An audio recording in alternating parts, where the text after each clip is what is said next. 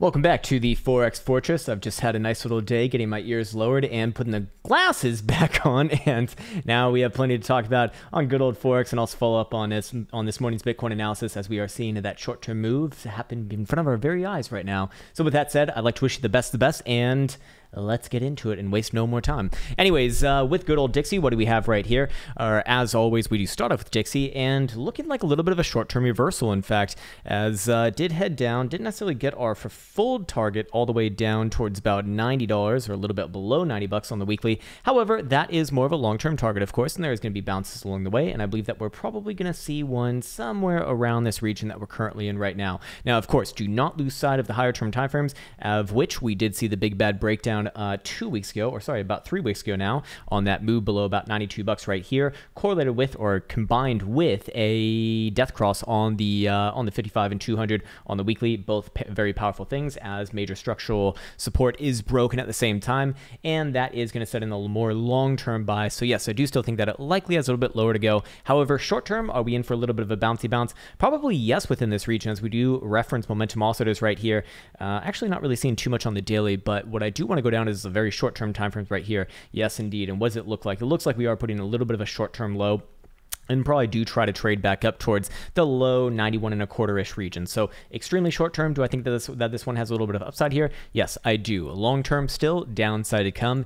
Daily kind of in limbo right there, but another move back up to the 10-simple moving average, which is right above actually 91 and a quarter. Does look like it's a little bit in order, and then we'll kind of judge from there. Now, if you do see a closure above yesterday's high, and not just high closure, I mean like the actual high traded on the day, which is that 91 and a quarter-ish region, then yes, I would look for this reversal to carry on a little bit furthermore into the rest of the week, likely back up just below 92 bucks. But of course, long term, as long as this condition is met, I can't be boolah-ish on this, and looking for a major reversal again as long as we are below 92. We can even rise it up to about 92 and about 10 cents. So with that said, let's go down the good old list right here and start off with Aussie dollar and see what we got. Aussie dollar, what are we seeing over here? We did get our short-term downside move yesterday, of which bounced along the 55. Lovely. And what now? What now, sir? Well, now is actually the fun time where we get to play, is this reversal time or is this continuation time?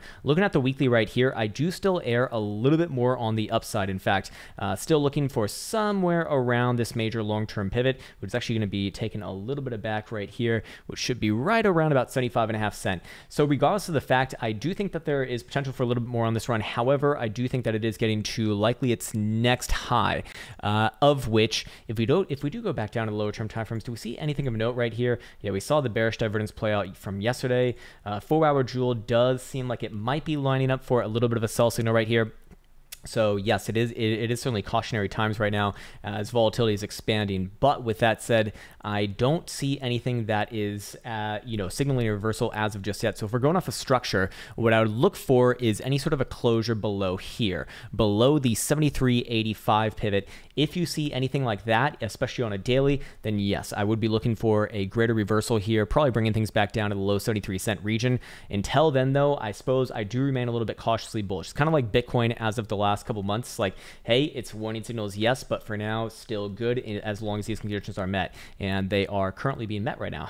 Anyways, on to CAD dollar. What do we see over here? Very similar chart, in fact, a little bit of a short-term rejection, it looks like. Yes, indeed, I imagine that we probably have some bearish divergence here as well, and yes, indeed, we do, building up. However, this is not confirmed as a local high just yet, but likely short-term, I would be looking for a move down to about 77.85-ish region, somewhere right around here, and then another short-term bounce, just based off the RSI read right now. Looking at the daily, yeah, a little bit. It depends how it closes today. And, anywhere below about 78 cents. And then, yes, I would be comfortable calling a little bit of a short-term reversal down to that 77.80-ish region. And then what about the weekly? Weekly's still good, so long-term is still good here. I would keep a clairvoyant eye on this 79.30-ish target right here, in line with our last major historical high in April 2018 as well. So that's going to be the 377 on the weekly. Also our long-term descending trend line, which is going to be based off of the linear chart. And this I must have made made this on a monthly because it's actually not making too much sense on a weekly right here. And then of course, yes, historical level as well. So all those things coming in at the same level. And you know, any sort of a short-term pullback here, I imagine does get bought back and up. This one I would still remain overall bullish on short-term, just maybe short-term pullbacks perhaps. Swiss franc dollar, same thing right here, long-term bullish based off the weekly, daily boolah-ish as well. In fact, daily actually looks like it wants to go right now. In fact, looking at momentum oscillators, yes, very good read on the daily RSI. I'd be looking for this one to continue upwards and onwards. If you see anywhere above yesterday's high at 112.65, I would be looking for the next major level to be hit, which is going to be, where is it going to be actually? Yeah, right around here. I thought that I marked this off yesterday, but apparently I didn't. That's going to be just below 114 actually, just below 114. What about the 4 hour right here? Yeah, 4 hour is actually bullish as well. So this one's bullish on all time frames in comparison to what we saw in CAD dollar and Aussie dollar, which were not that way. Anyways, on to euro pound. What do we see here? We looked for a short-term pullback yesterday, of which looks like we got that actually, but I would remain bullish on this one actually on the higher term time frames, at least as it is. I'd be looking for this one to give another grind back up towards about 91 cents, and then I want to decide after that. But short term, probably a little bit of a, well, that, I don't know, actually, we kind of did just get that move. Hold on, that is actually literally 91. Okay, so what I was just looking for to happen gets revealed on the short-term time frames that perhaps we already saw that happen. Perhaps short-term, I'd be looking for another comeback down to about 90.5 cents first. Daily, any close above 90 and 75, I probably would remain bullish on the daily. Weekly is difficult here as well, but with hidden bullish divergence plus momentum oscillators turning up on the weekly as well, I would favor the upside here still. Yes, you know what, I do stick with that. 91.5 cent likely does get tested again. So yes, cautious, but all time frames looking good, I suppose.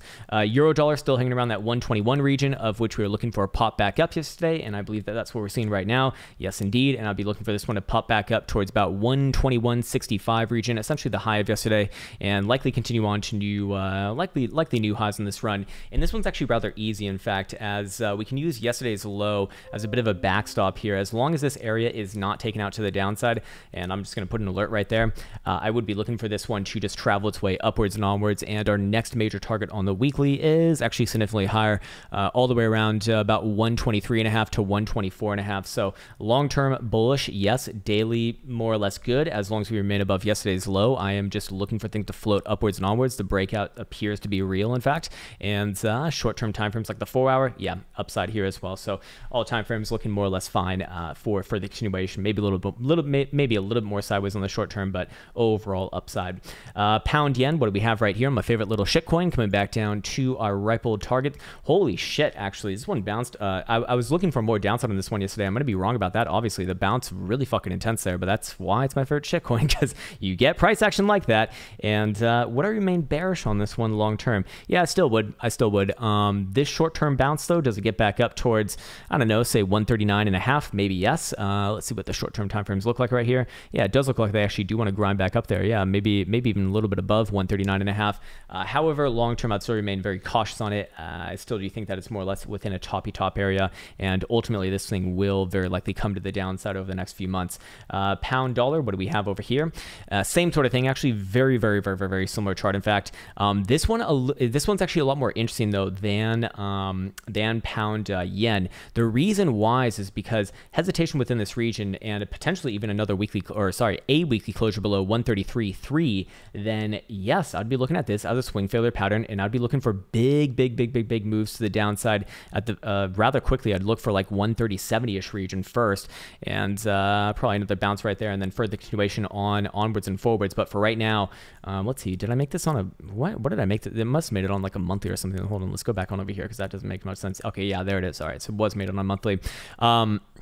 It does, should we give it some love though on the lower term time frames? It's very similar to what we see on pound yen. So short term, yeah, I do have to be bullish on it, probably back up towards 134.25. Yeah, 134.25 does look good to me. I want to see the daily close and I want to see the weekly close before I judge the long term, but there is a potential for swing failure pattern right here, which is incredibly bearish in this case. It would beget some pretty nasty downside moves, but that won't be confirmed until Friday anyways. So short term, yeah, a little bit of upside. Yen dollar, what do we have right here? Daily looking good. Daily looking good. Short term target's going to be right around 96.30-ish region. What about weekly? same thing, you know, maybe another move back down towards 95.75, but ultimately this thing is a bullish. I do believe that the breakout is real, and technically speaking, long term there is a measure move pointed much higher towards not 0.1 actually. Let's go down to the very low term timeframes right here as well. Low term timeframes sideways and up. All time frames mostly good. What about NASDAQ futures? What do we have right here? A little bit of a short-term pullback. However, what does that mean within the greater context of this? Looks like just a backfill on yesterday's open. I suspect that we'll be getting new all-time highs, probably even by this week, although technically speaking, we already have them, to be fair. Anyways, let's see. Is it time for some Bitcoin action? No, we forgot. Where's my gold? My gold. Where the fuck are you, gold? There you are. Found you, gold. Okay, so gold's very interesting right here. You know, I was looking at this chart a lot this morning, and this was kind of prompted by a discussion that we had yesterday in the Twitch stream. I believe it was Mr. Hashem who brought this up, and you know, he brought up a really good point here. Our downside target was hit on this one, the 17, or at least I would consider it, yes, 1750 right here. Yeah, I got front ran about 1760-ish region. Same shit, you know, at least in my opinion, as far as the weekly goes, not that much different. What the next piece of price action that's going to be very important is going to be the weekly closure.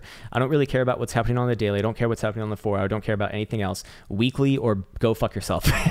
and sorry, not you, but you know, the chart can go fuck itself. And you know, no one should take offense to that, because you know, it's a fucking chart of a rock. It's like it doesn't even make sense to begin with. But more importantly, all jokes aside, more importantly, any sort of a closure, basically here or higher, actually end of week, and I would call a reversal here, and I would be targeting moves back up north of 1900. I'm curious what the low term timeframes do look like right now. Yeah, if it does want to put in a high, this would be the area to do it in, to be fair. Looking at a daily, same thing as well. You know, I probably would be looking for a pullback back down to the 21, somewhere around 1850-ish region regardless. But the question is, does it actually hold there or not? But both the 4 hour and daily are running into resistance right now. Of course, I want to see the weekly actually confirm this or deny it, to be fair. But obviously, you know, lower term timeframes are going to come first. And so if we do start to see this area taken out on 4 hour closures and then follow through on the daily, well, it's going to start to look like the weekly's probably going to do it as well. And at that point, you know, is it worthwhile to front run a weekly closure? I mean, actually, in my opinion, yes. But of course, you know, still needs to do it first, and it hasn't done it just yet, but it is certainly a possibility now. So I spent a lot of time looking at this one, and yes, you know, I do actually think that this could very well be a major macro low here. The reason why I say that is because if we do close above the 21 especially, not only are we going to regain the 21, which is just important in and of itself for bot action, but also we do see that the weekly is going to have some hidden bullish divergence here as well confirmed, plus momentum also is turning up on the weekly Stokes here, also filling this test of this trend line going all the way back to May 2019. I wonder if it even goes back further than that. No, it doesn't really. Let's just see what these lows are actually with. Yeah, these lows, it's this low right here, this low right here, and then there would be this low right here. These are all major lows after the breakout I guess this one was like right before the breakout, but it was leading into an impulsive move, right? So that's very important, because that would imply that, yeah, we're going to come back up and not just stop at 1900, probably go to like 1950, maybe even 2000, and continue on with the trend, and that is going to be my friend. Anyways, on to Bitcoin, the star of the show. Well, not really, but you know, the very interesting one, as we actually did see the downside move happen that we were looking for this morning. We did say that likely to come back down just based off momentum oscillators and whatnot, and what do you know, hanging around the 18.7-ish pivot as it is right now. Now, with that said, I do think that this one is likely to bounce a little bit more, maybe even back up to 19,000 even, very possible. But here's the key critical information that I'd like to share on this video, and it's this: if you see the daily close below 19,000 today, I would feel very confident with calling another move to the downside down to the low $18,000 region or upper $17,000 region. Anywhere between about 17.9 and 18.2 is where I'd be looking towards, and that is and that, to be honest, I think that is more or less going to happen regardless. But if Bitcoin does close the daily above 19,000, then no, I would still be more or less I'd be more or less reductionist within this region right here, and I'd still be looking at it as hey, I want to to see an actual resolution below 18,700 on a 4-hour or 2-hour delta closure, or 4-hour delta or 4-hour delta closure above 19,550. I mean, that's still very much possible here, but of course, daily needs to actually close above 19,000 bucks. Otherwise, I will be looking for more short and medium term downside. At the very least, like I said, to low $18,000 region, likely upper $17,000 region. And personally speaking, I do think that things would likely come somewhere around the 382 down here, right around 17,500, in line with the 200 simple and 200 exponential average, as you can see right here. The reason why I do say that is because as we denoted yesterday, there is a measure move to be made off of this, which would be defined as a descending triangle, a bearish distribution pattern in this case, and that would be pointed pretty much straight down towards that 17.6 pivot, which is going to be where those two major moving averages come in on the 4-hour. And of course, that's also going to be CME gap right here as well, as we do see, yes, in the upper to mid $17,000 region. And I believe there was one of the major thing maybe on the daily here, yeah, daily 21 exponential average on CME is going to be coming within that region as well. So all of those things are aligned. I think that there's a couple more. There's a couple other points of confluence that we spoke about on this morning's video. But here's the thing: that doesn't mean that I'm looking for like a macro reversal on this just yet. I cannot look for a macro reversal on this as long as Bitcoin is in a daily uptrend. As long as it's in a daily uptrend, I do think that this next major low gets put in somewhere in like the upper $17,000 region or mid $17,000 region. Something like that would be completely fine. And I would essentially remain with long-term bullishness, as all higher-term timeframes are bullish as it stands. Weekly, monthly, bi-monthly, and quarterly are all looking good. However, this could be, the change of that, and there's a very clear higher low right here. And if Bitcoin comes back down and breaks 17,150 on a daily closure, especially, then yes, we do have a downtrend. And at that point, the trend is once again your friend, and we can start to talk about targets down towards 14,000, 15,000, and I wouldn't really say anything more than that right now. I think that's pretty fucking crazy already. But we want to see it in real time. So that's kind of my point. So as it is right now, to kind of wrap up my thoughts right here. Again, Bitcoin on the lower term timeframes, yes, it does look like it's more or less mapping out that ascending triangle that we were speaking about, and that I've been so patient with, and I know a lot of other people have as well. However, next piece of price action is very, very, very, very important on the daily closure. If you see a closure below 19,000, I'd feel very confident with calling for the continuation down towards this targeted area right here, in line with the measure move. Also in line, that was the other point of conclusion. Also in line with the fibs right here, the 382, and also the 0.5. You want to look a little bit higher than that. Also the 200 simple and 200 exponential average, and as we saw on CMEs, both gap fill and the daily 21 exponential average, all very powerful stuff. And I'm sure that there's a few other things as well if we were to base it off of that's right, the 20 simple average right here as well on the trolling bands, and I'm sure that there's a few other things too. However, those are the big things right now. And even if Bitcoin I could also just get bearish on Bitcoin if it just breaks this level right here, 18.7 on a 4-hour delta closure. That would be bad enough for myself. But for right now, does it play out a little bit of a bounce? Probably yes, actually. We do have potential hidden bullish divergence that could form on the 4-hour here. It's not going to identify it just yet on caretakers because this is not a local low confirmed just yet. But if this does get confirmed as a local low, then yes, there will be hidden bullish divergence, and I'd look for another small move to the upside, and then I want to see where the daily closes. If the daily closes above 19,000 bucks, I would essentially have the same read on this range that I've been saying for the last week and a half or 2 weeks now, I guess it is, in the sense that I want to see resolution above 19,550 or below 18.7.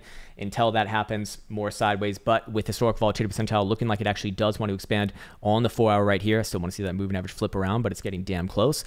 We already see the 3-hour doing the same thing. In fact, it's gotten flat and then up, and then the bi-hourly is doing it exactly what I want to see. This is the signature of to the fucking T that I want to see on the 4-hour, and then the hourly is doing the same thing as well. So all of these do suggest that we probably do see this move happen sooner rather than later. Expansion phase likely either has enough oomph to break down all the way to the upper to mid $17,000 region, or to break out of the top side of this range at 19,550. And of course, the same targets apply to the upside as we spoke about to the downside, except they're just a little bit less likely right now with Bitcoin testing the downside of the range. But if Bitcoin does break out to the top side, based off of measure move, we would be looking at somewhere around about 23,000 bucks around the 2.272 extension. Also, I believe no, actually, there's nothing else to be said about that. So with that said, I would like to wish everyone the best. Take care, and until next time.